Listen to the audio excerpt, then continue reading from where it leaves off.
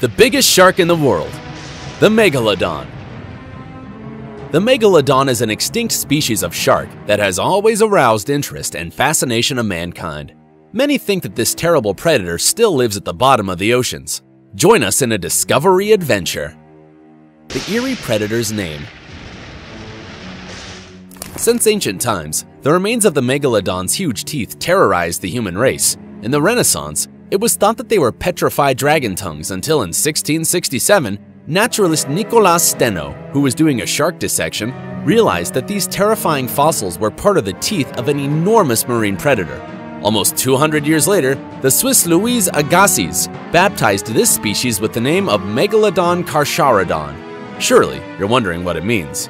Megalodon in Greek means large tooth, and carcharodon is the scientific name for the shark genus, to which the Carcharodon carcharius also belongs, that is, the white shark.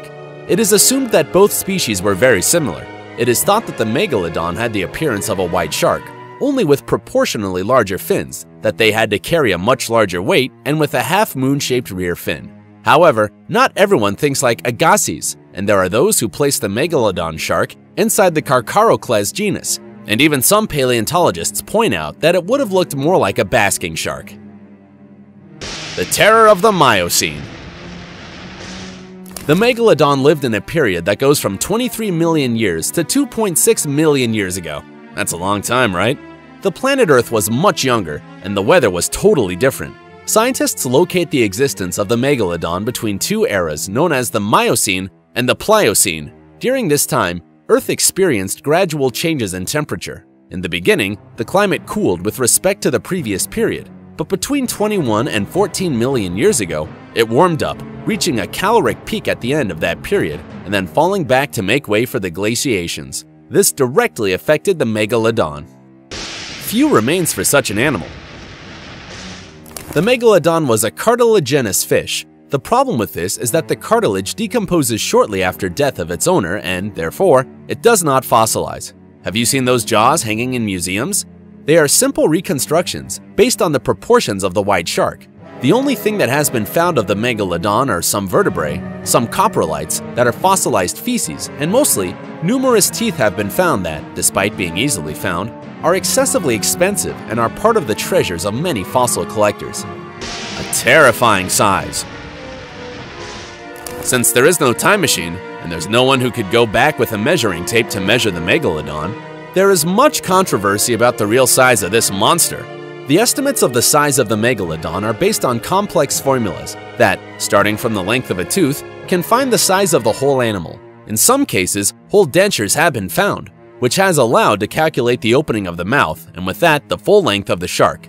You must have already realized that it is impossible to settle on an exact size. Researchers agree that it measured more than 52 feet, more than double the size of a white shark. But a real mess starts when determining the maximum dimensions. The estimated range was settled between 59 and 79 feet. Deadly weapon. The teeth of the Megalodon shark were gigantic. There are several sizes found, but the largest are 7 inches long. They have a triangular shape and a V-shaped base. The edge was finely sawed, resembling the edge of an electric saw. In each inch of edge, you can find 50 of these small tips. Imagine how much it must hurt to have it all digging in. The Megalodon could open its mouth up to 6.5 feet wide, enough to swallow a tall person in a single bite. Its bite strength is estimated between 11 and 18 tons, 5 times stronger than that of the Tyrannosaurus and 10 times more powerful than the white shark. As the Megalodon shook its head when attacking, just like the white shark, it is thought that the strength felt by its victims was greater. And don't think that it was satisfied to just bite. As well as cutting meat, its saw-like teeth served to hold on to prey and not let go, even if it moved and its bones were in the way. The secrets of the vertebrae. Other important remains found are the vertebrae, which are circular. Scientists say the Megalodon had an estimated 200 vertebrae, a number higher than any shark. Near Antwerp, Belgium, 155 Megalodon vertebrae that measured between 2.1 and 6.1 inches in diameter were unearthed. And if this seems like a lot, get ready to be amazed. Because in Denmark, other vertebrae of up to 9 inches in diameter were found. Scientists used these pieces to determine the age of the Megalodon. The vertebrae have circular folds forming rings. If you have ever cut a tree, you will have noticed that the more rings the trunk, the older the tree is. The same happens with the Megalodon. The rings were made with each seasonal change. If during the season it had grown a lot, these were thick, and if it had grown little, they were thinner. As the elderly accumulate wrinkles in the face, the Megalodon did it in their vertebrae. Giant coprolites. Now we get to analyze one of the most important fossils, the Megalodon's manure. In South Carolina, 5.5-inch long coprolites have been found. By the way they were ejected, scientists determined that the Megalodon had, like other sharks, something known as a spiral valve. And what is that?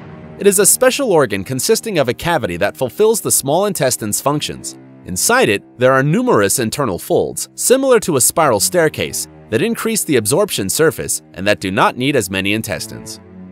Home sweet home.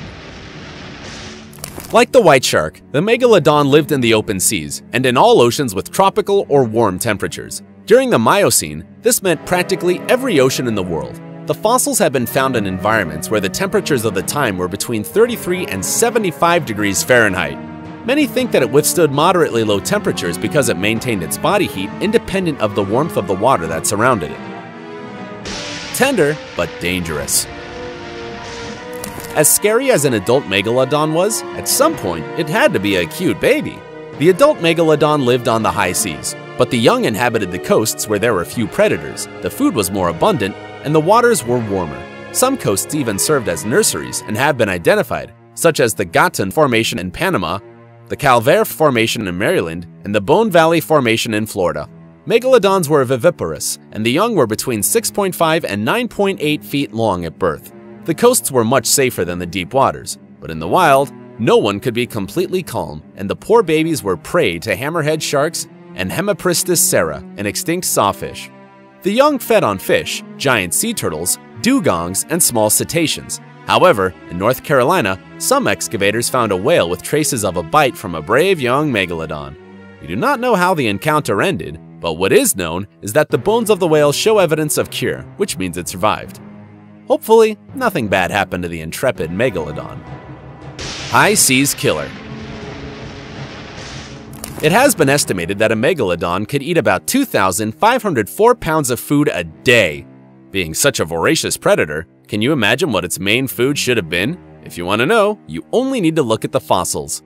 Paleontologists have found various whale bones with traces of being bitten by the Megalodon, and several Megalodon teeth near whale bones. Their way of attacking seems much more atrocious than that of the white shark.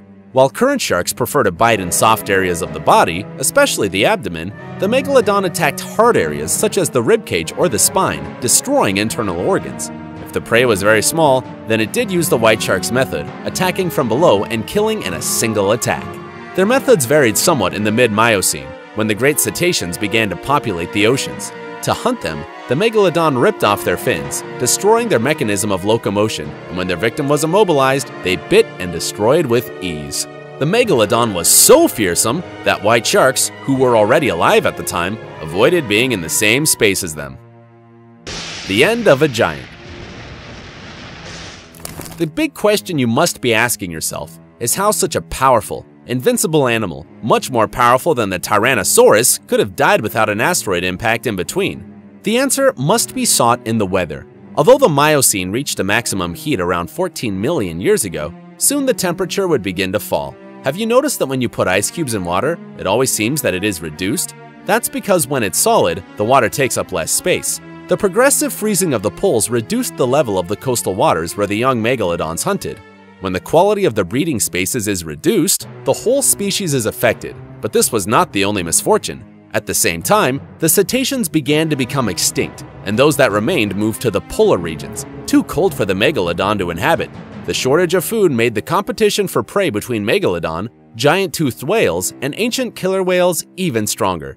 The fearsome Megalodon was so hungry that it resorted to cannibalism and began to feed on its own offspring, bringing with it the end of the species. The last of this species died 2.6 million years ago, although some think it is still alive. Evidence of its existence. The Megalodon is one of the preferred animals by cryptozoology. Many people believe that this great predator is still found in the oceans. In the 70s, a beached whale had the bites of an animal that would have measured 26 feet in length, but as you well know, that size is far from the size of a megalodon, and closer to the maximum size of a 24-foot white shark.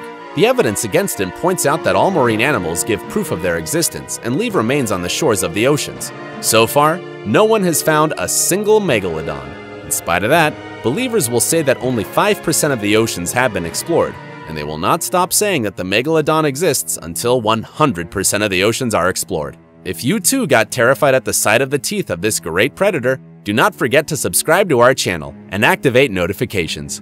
Until our next video!